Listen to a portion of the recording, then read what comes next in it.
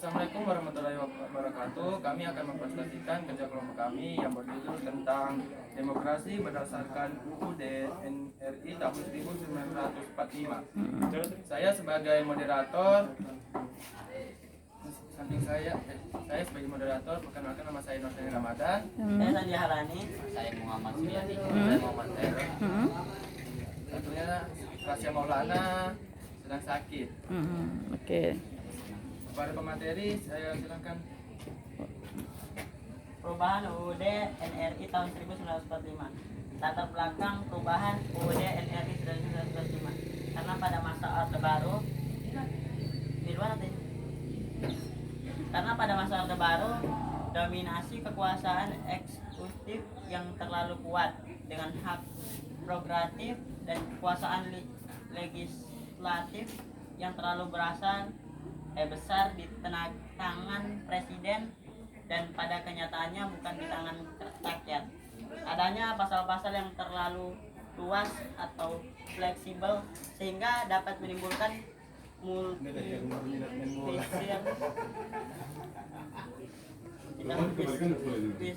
Kenyataannya, rumus UUD 1945 tentang semangat penyelenggaraan negara yang belum cukup didukung ketentuan konstitusi, terbatasnya pengaturan jaminan hak asasi manusia. Proses perubahan UUD 1945. 1. Perubahan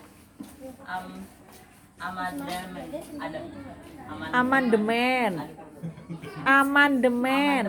Oke. 1. Amandemen UUD 1945 yang pertama dilakukan pada 14 sampai 21 Oktober 1999 dalam sidang umum MPR.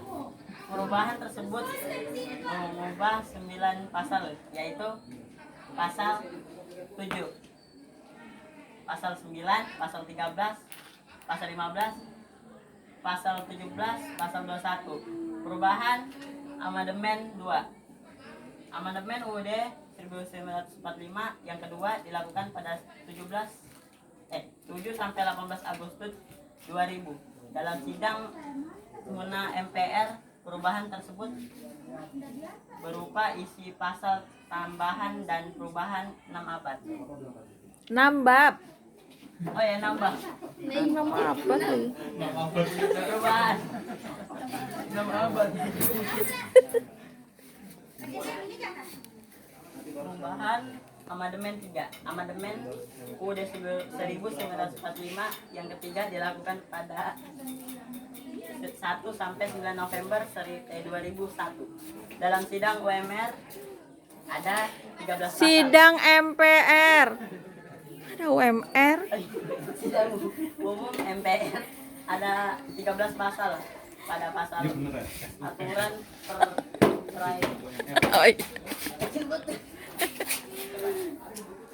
peraihan 2 pasal, tambahan dan perubahan 2 bab. Hasil perubahan UUD NRI tahun 1945 dalam sidang umum MPR dari 1 hingga September 2001. Dalam amandemen ini terdapat 23 pasal perubahan atau tambahan dan 3 bab tambahan. Perubahan mendasar melibatkan penegasan bahwa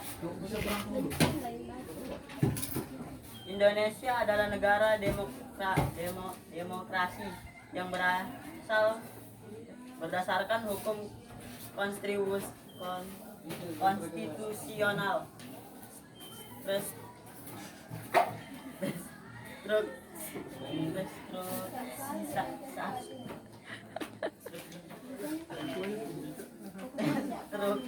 Instruksi.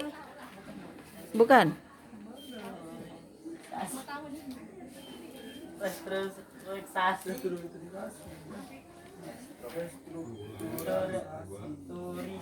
Strukturalisasi.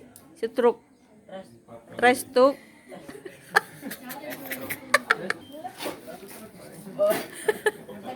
Wewenang MPR, pemilihan langsung presiden dan wakil presiden oleh rakyat.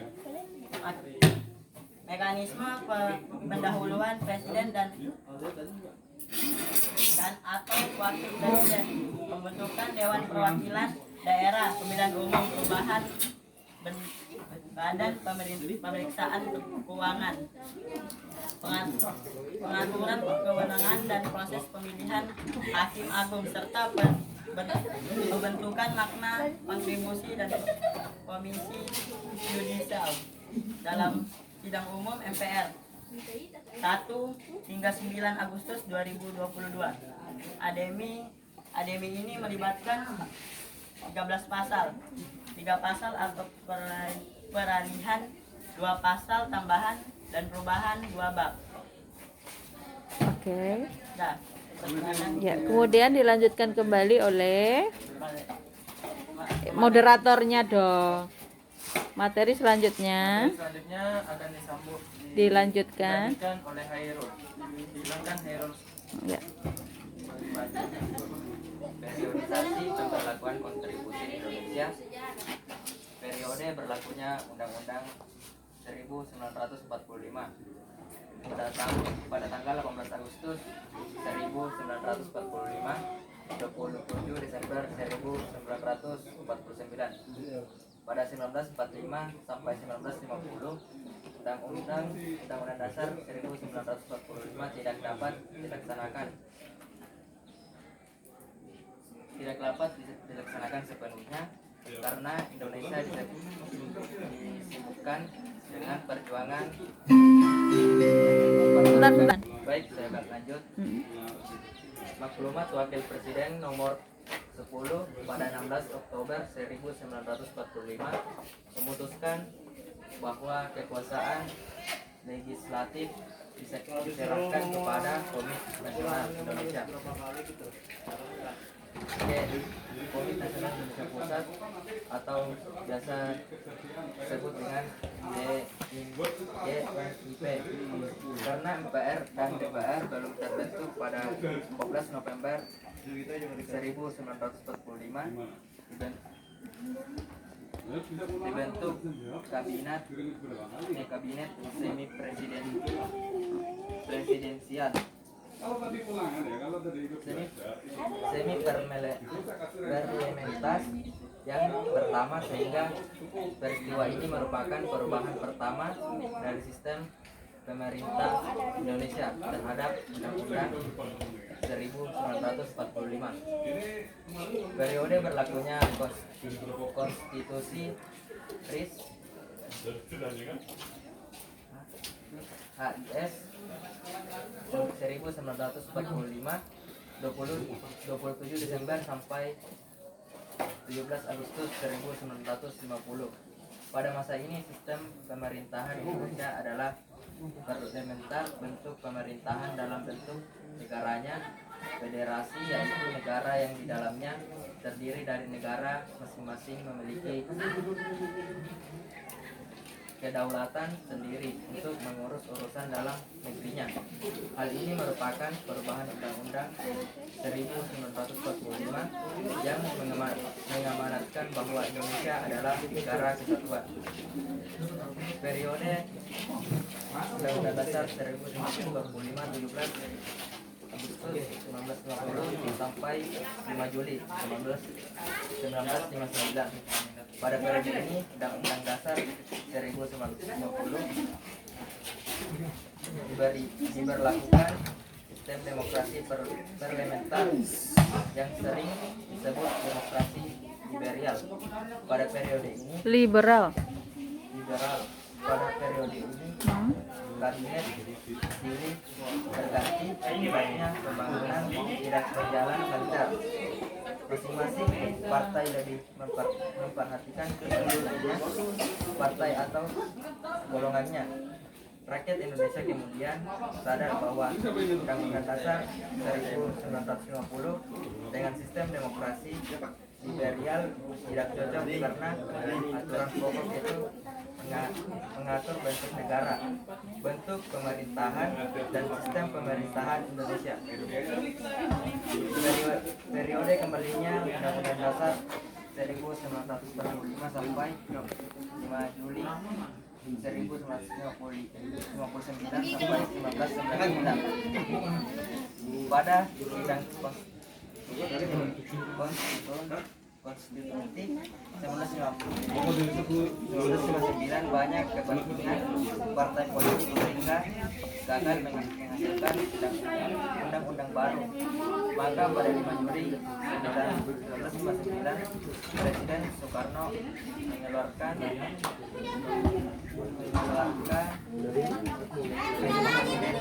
salah satunya memperlakukan kembali Undang-Undang Dasar 1945 sebagai Undang-Undang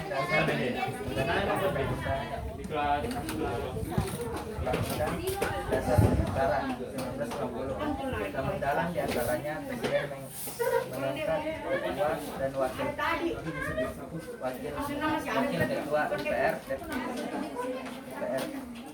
dan DPR dan serta wakil ketua DPA menjadi Menteri Negara. MPR menetapkan Soekarno sebagai presiden seumur hidup 5 periode.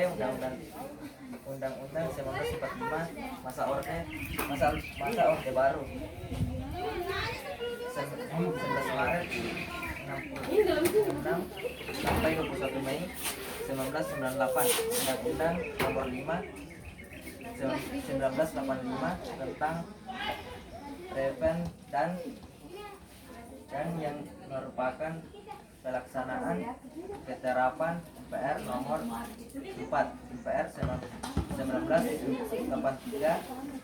periode 21 Mei 1998. Oke. Nah, berlaku demokrasi berdasarkan Undang-Undang Negara Republik Indonesia tahun 1945 pada era keterbukaan informasi. Makna demokrasi. Demokrasi adalah suatu proses penyelenggaraan sistem kekuasaan negara yang dilakukan dari rakyat, oleh rakyat, dan untuk rakyat.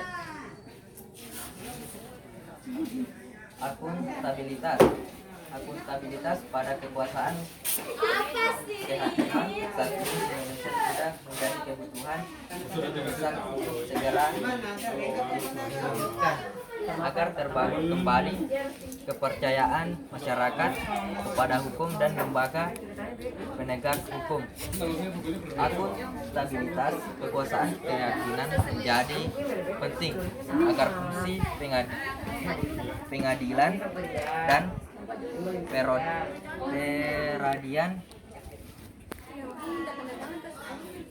peradilan penting agar fungsi pendidikan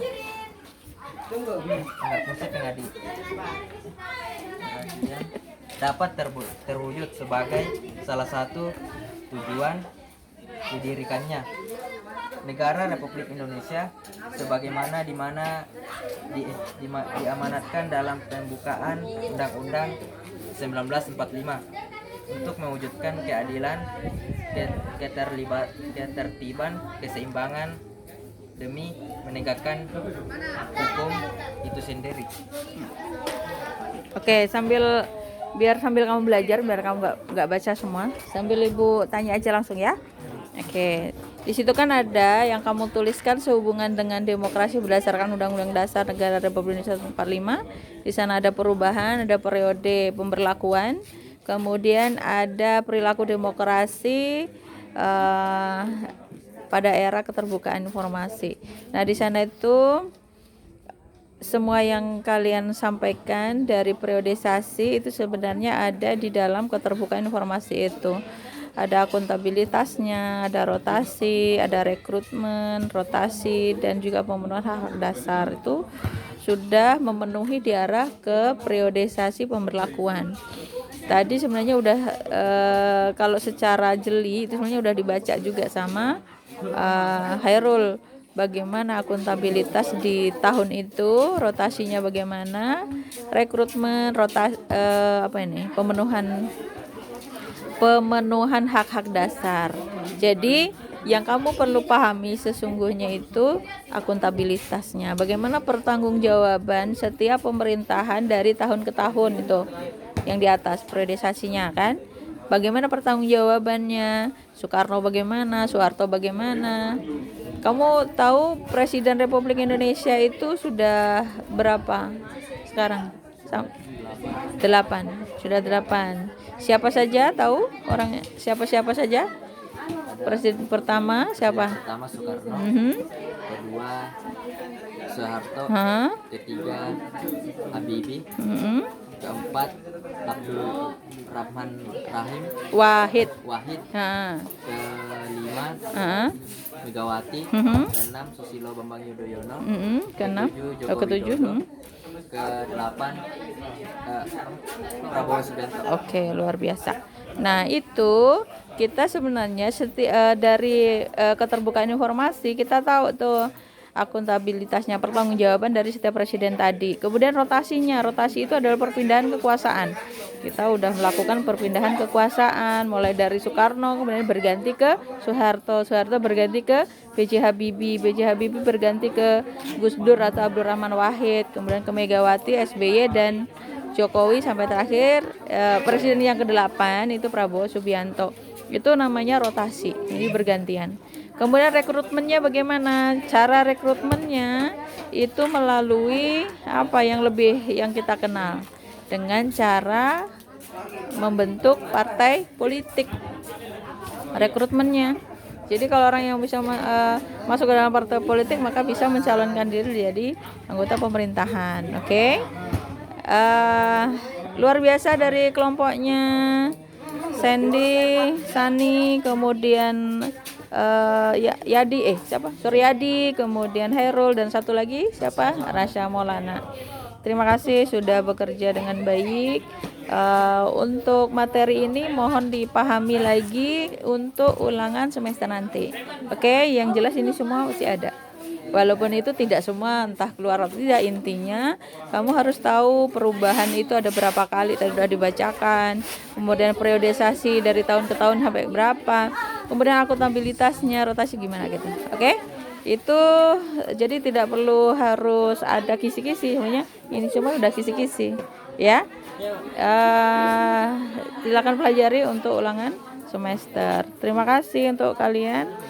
Oke, silakan ditutup, Bang. Dari kelompok kami, bila ada kesalahan dimohon dimaafkan. Assalamualaikum warahmatullahi wabarakatuh. Waalaikumsalam warahmatullahi wabarakatuh. Oke.